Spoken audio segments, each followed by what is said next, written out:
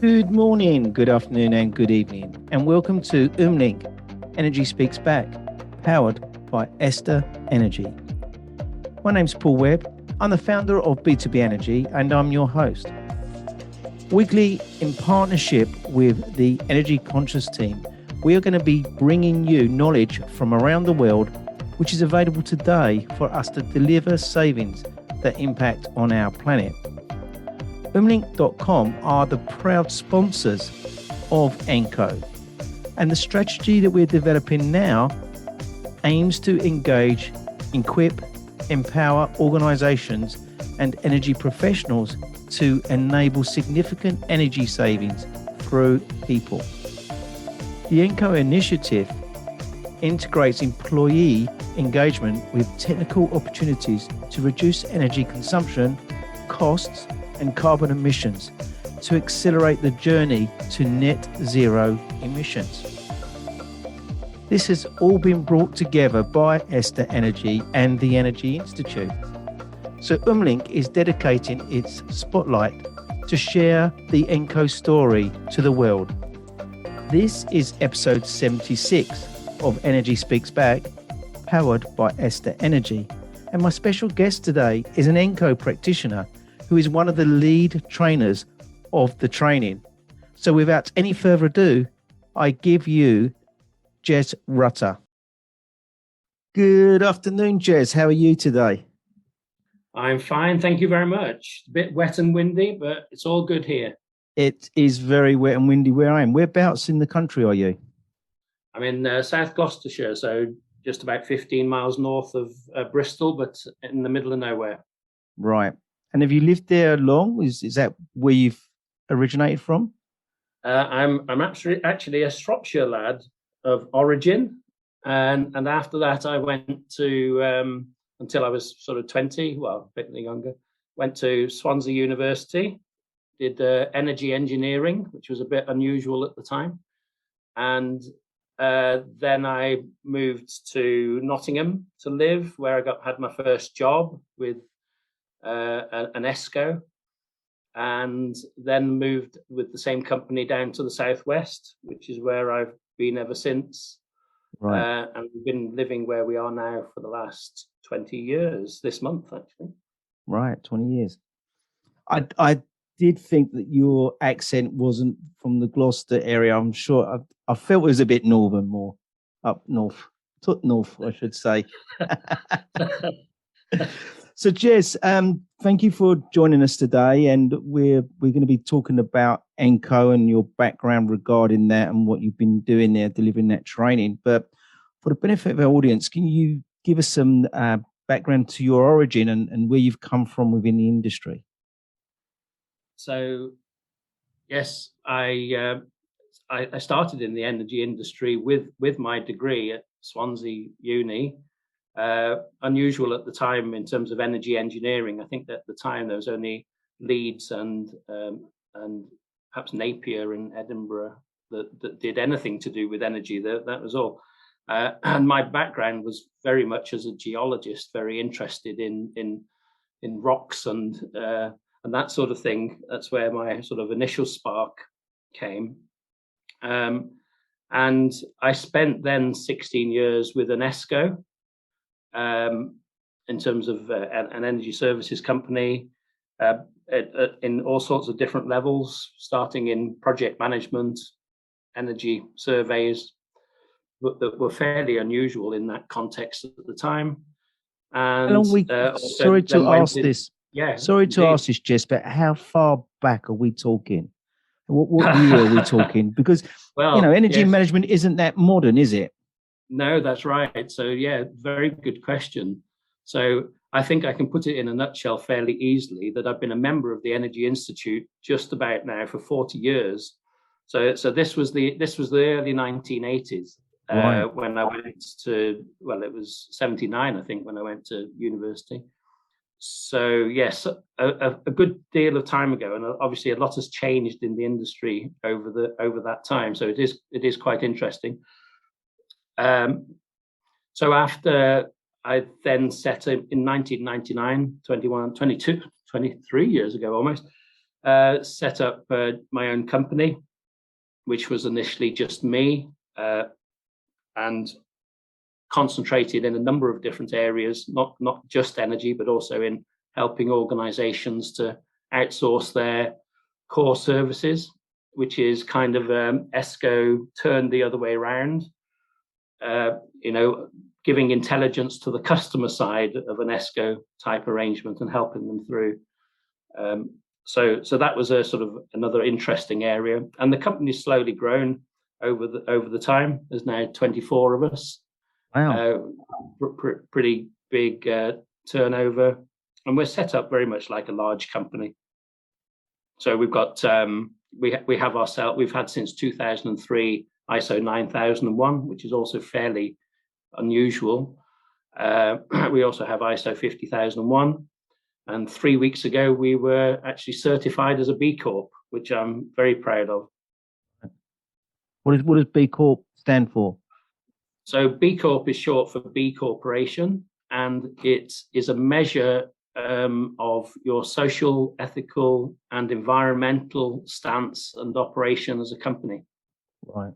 So, for instance, in our articles of associations of the company, we actually have written into it that we operate to the triple bottom line. Right. Brilliant. So it's fairly unusual. So we're quite passionate about what we do, and it's definitely not about the money. It's about doing the right thing. Exactly. And what are the services the organisation provides? So I would split that into sort of three core areas. One is what I kind of referred to at the beginning in terms of facility and asset management, and helping organisations through the sort of outsourcing or indeed the insourcing process. It's not about outsourcing, it's about doing things effectively. Another is energy, which is probably historically has been our biggest part of the company's turnover.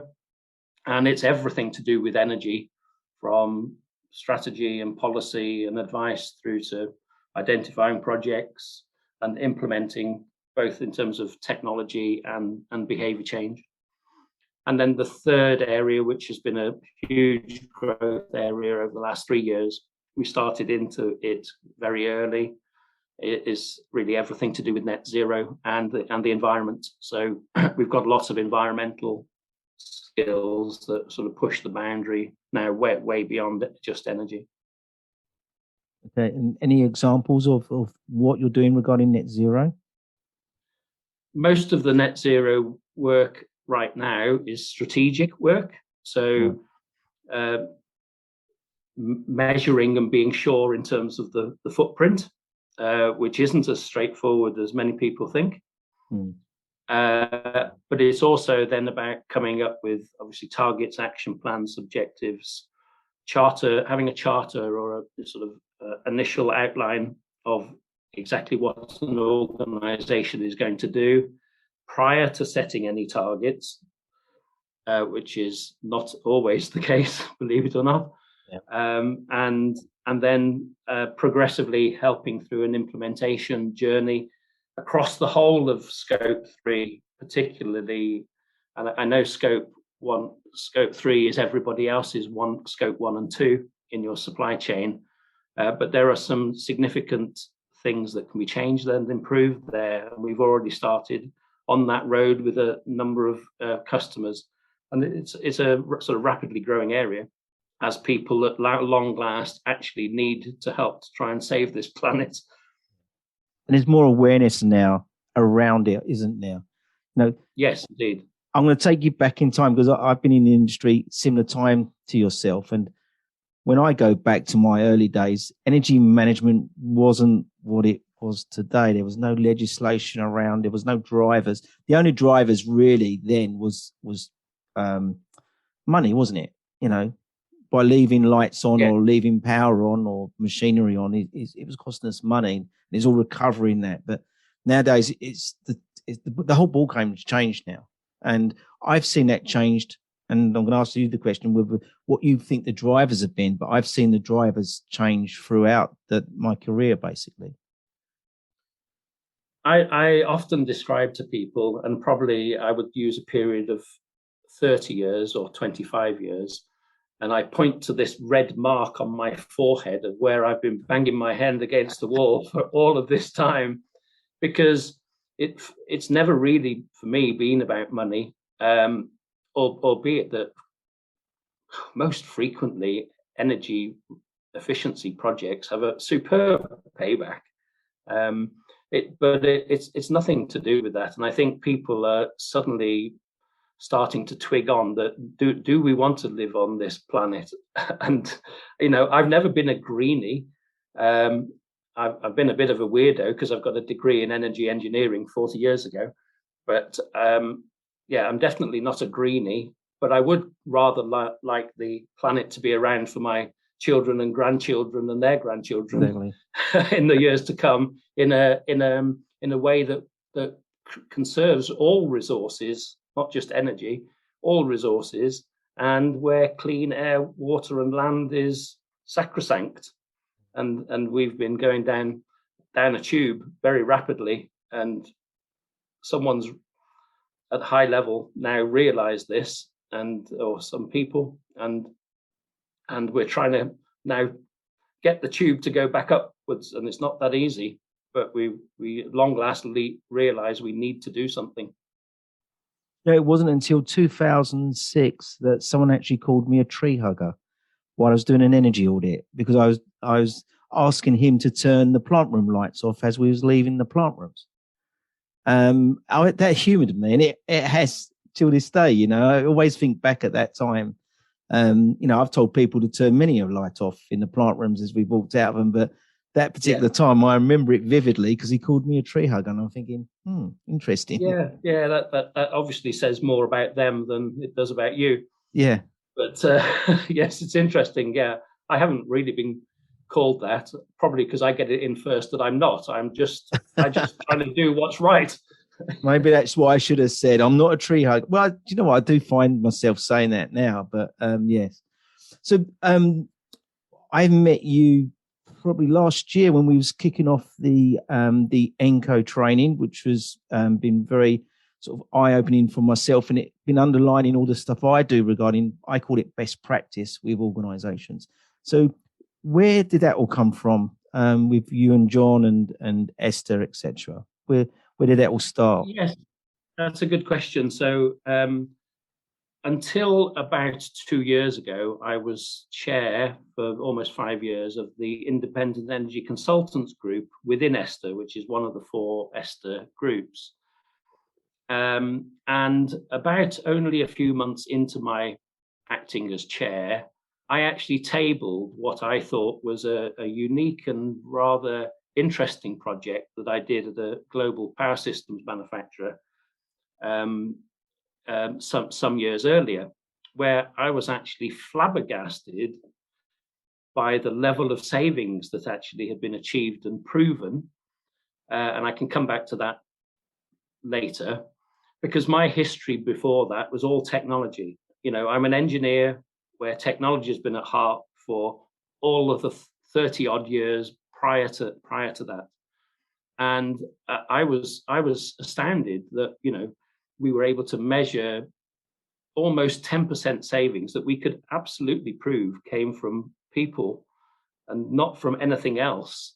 And whilst I've always thought prior to then that people make an impact, I never realized just how big an impact what you might term the very basic things actually are. So just going back to the story, so I tabled this of what happened, and I remember James Britton was there, and he said, "Oh, actually, I've done something very similar at Heathrow, and yeah, the savings were about the same." And then he said, "Yeah, but and we've only scratched the surface actually in identifying these savings." And I said, "Well, actually, in my example, we've only scratched the surface. We've only done about 30% of the interventions that you could have done, and yet the savings are very clearly measurable." And then I don't remember who, but someone else chipped in and said, yeah, I've got an example. And we all realized that we thought we were the only people in the world that had thought this.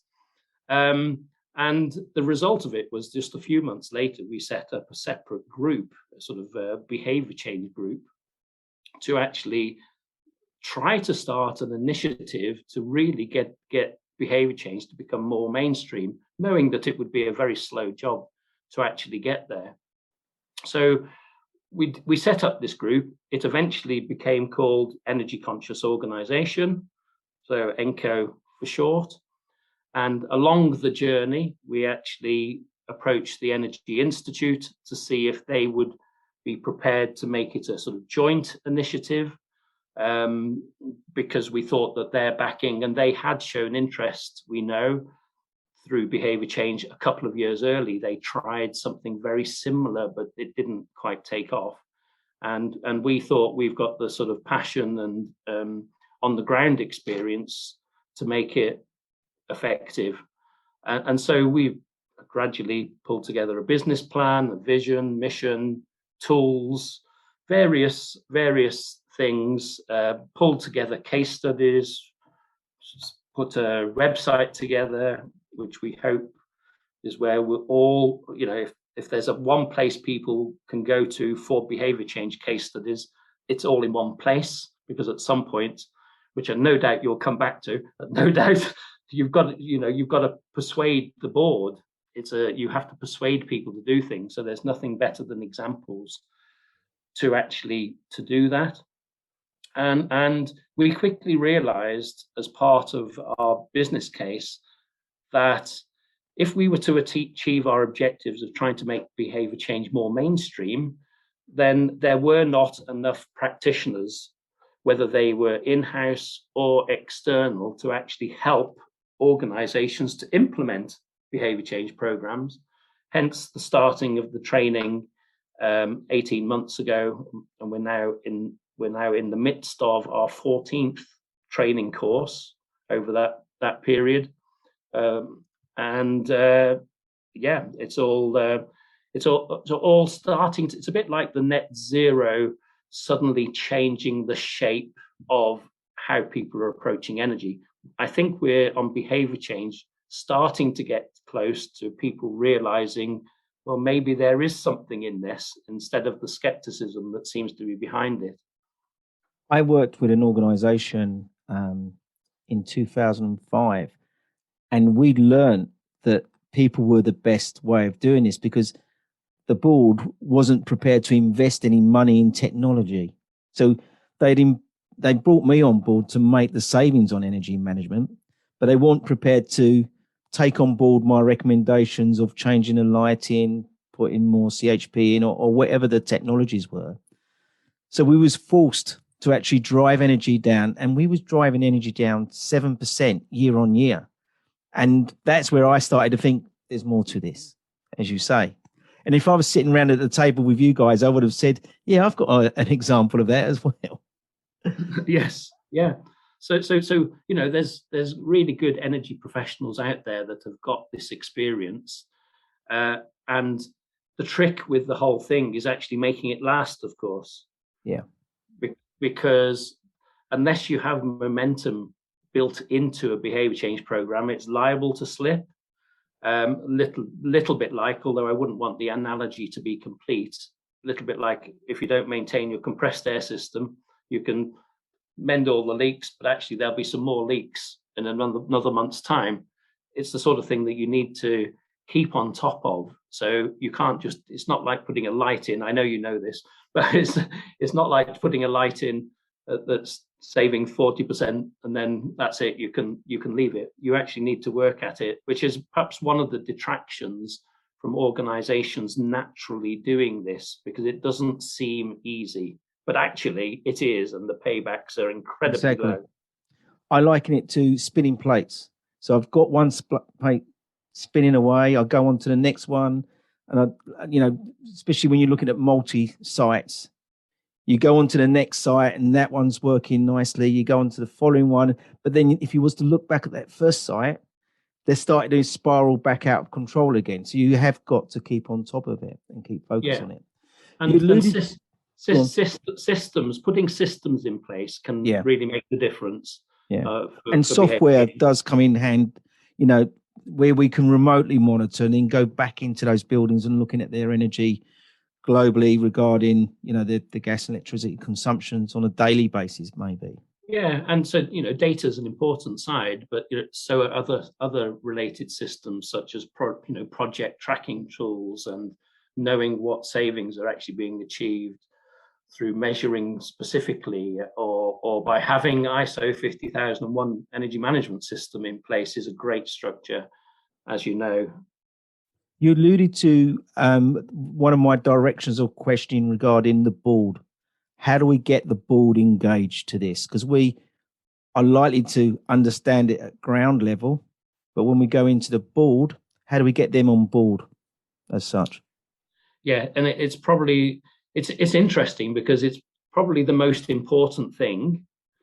And the other aspect is when it comes to actually implementing behavior change, you need someone from the board, or at least certainly high up in the company, to actually show an interest and take part. And then just to finish that, because actually it's a 3-part thing, is that when it comes to doing a behavior change program, the easiest role within an organization is whoever the sponsor is on the board. They don't actually have to do very much apart from show interest and commitment, and be enthusiastic about the program that others will be implementing. So, but I recognize I haven't directly answered your question because it's a very difficult one to answer. But ultimately, it's a case of showing what other people have done, I believe. The problem with this, it takes time to actually do that. We've got some great case studies. We've got 14 case studies written up on the website. The savings are in the range of 10 to 25%, and in all of these cases, perhaps only 30% of the interventions on behaviour change have actually been implemented. But so I think it's only through example. I do believe that government support is essential to accelerate it. We'll get there. We'll just get there too slowly. We've set a target within Energy Conscious Organisation, which we think is more than achievable if it was given momentum itself. 10% savings at 2030. It's a huge element of how to get to net zero, and the difficulty is not just with the boards, but with other collaborators, if you like governments, to actually make people realize this instead of just going down the technology option, and also enabling people to realize that when we talk about behavior change, we are talking about technology, because it's people interventions relating to the technology and optimizing it. Yeah. I think the Committee of Climate Change, if you looked at the 2019 report, spoke about behavior change only in initiatives saving 9%, technology only saving about 33%, and the remainder, so over 50%, was a combination of behavior change around technology.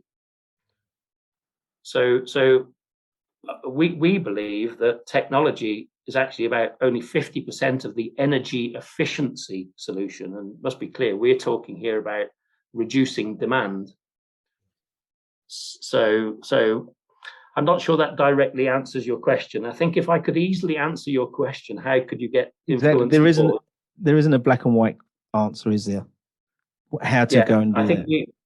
I think we all as practitioners need to continually try to get up to the board. And one of the things that's advantageous now is that the board are listening to net zero like they didn't listen to energy. Yeah. Not always the case. I'm not trying to put everyone in the same bucket, because I know some great organizations we work with that really have focused well on energy. But yes, there's a much higher board level involvement now, and they need really to understand that the behavior change element is a core cog of the overall solution, and it gets them there quicker and cheaper. So the contribution of the 10% savings that you're forecasting, or your targets within EnCO, That's a great target, something for us to head for.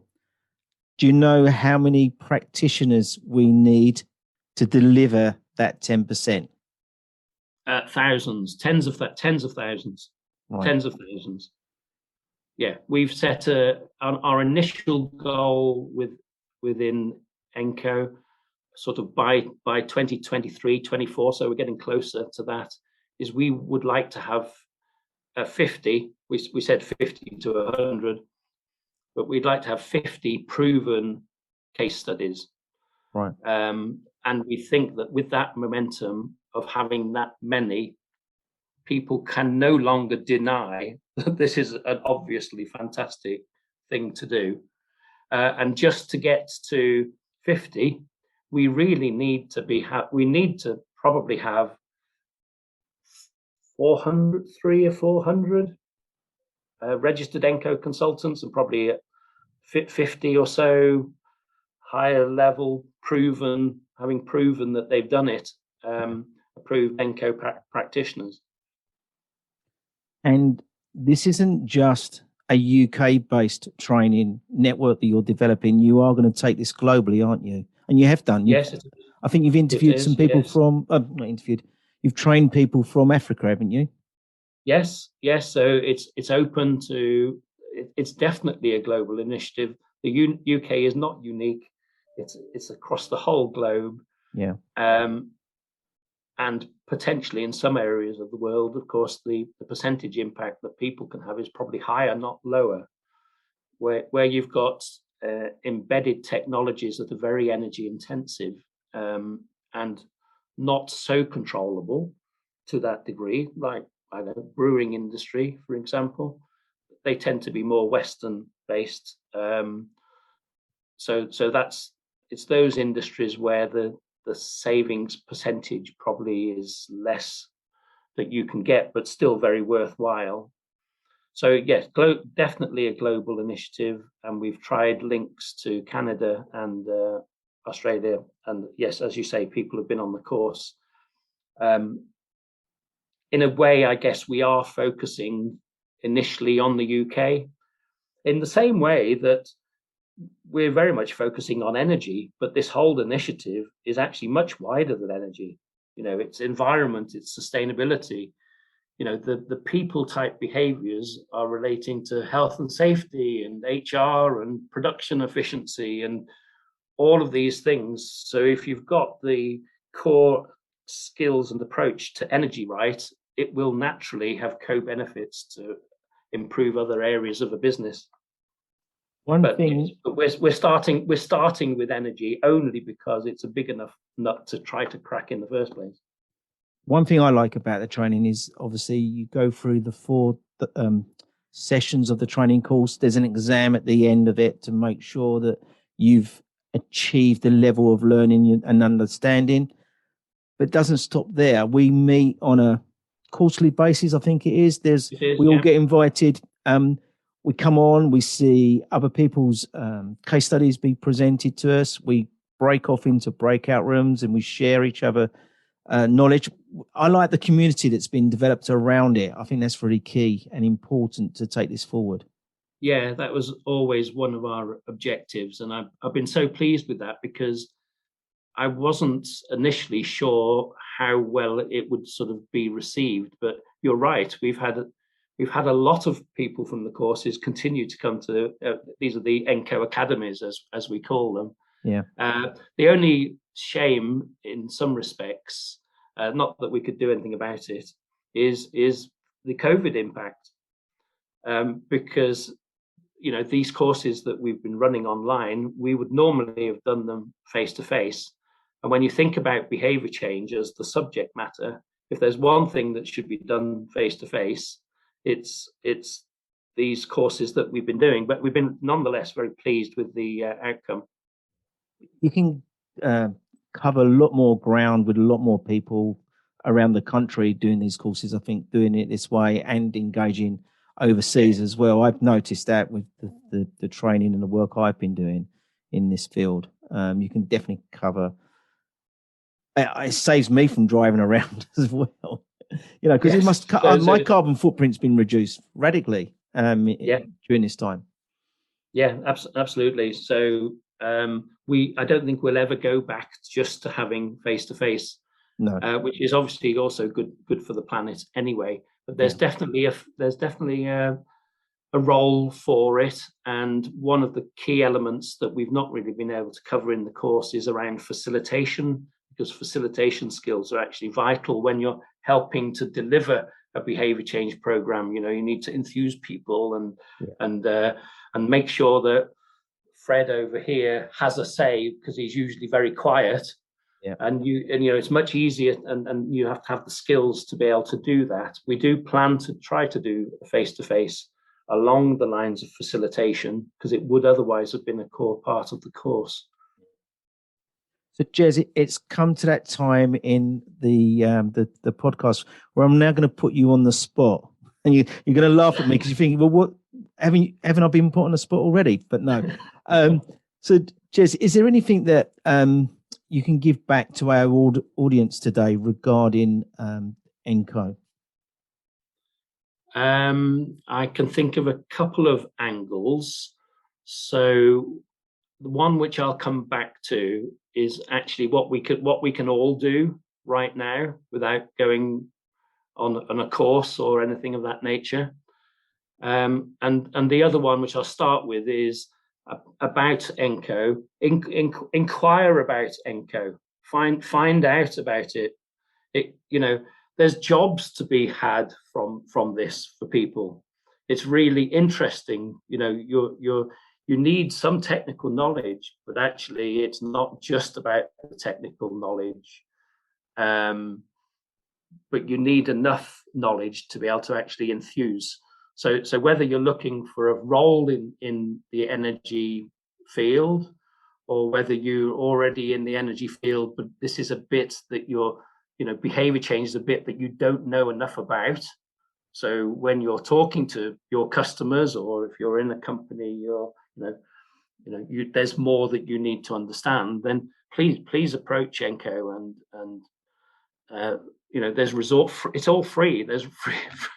So a lot of it's not just John Mulholland and myself. We're the front end in as much as we're running the courses, but ourselves, James Britton, many other people have put a lot of time in for nothing. We're giving away our resources for nothing. We just want to save this planet such that we've still got grass, and we so and the planet's around for our descendants, which seems an entirely reasonable thing to me. I suppose it's also, Paul, when you're of our age, you get to that point. So really, please approach EnCO, find out about it.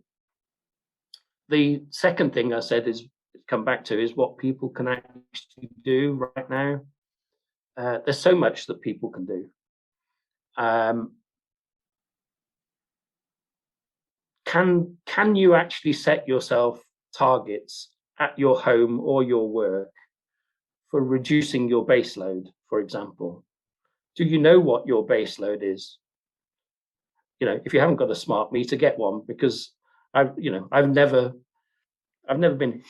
never originally hugely behind smart meters, because there's a cost, and you think, well, what are you going to get for that? But actually, until you measure it, you've no idea where you're actually losing it. Once you've got that, what are your base loads? Then play around with your consumption at home. I've been amazed recently that my supposed very 21st century Nest control system, which controls the whole house, has actually started turning itself on at 3 o'clock in the morning. And I can't actually work out how to stop it within the control system. This is a fairly recent problem. I will get to the end of the problem. And so I was finding that my base load was 3 times what it used to be. So actually, I go through a routine every night now of turning my whole boiler off, complete with my control system, which sounds very bizarre, but until I get to the bottom of the problem. But if I hadn't measured it or seen the measurements, I wouldn't have known that.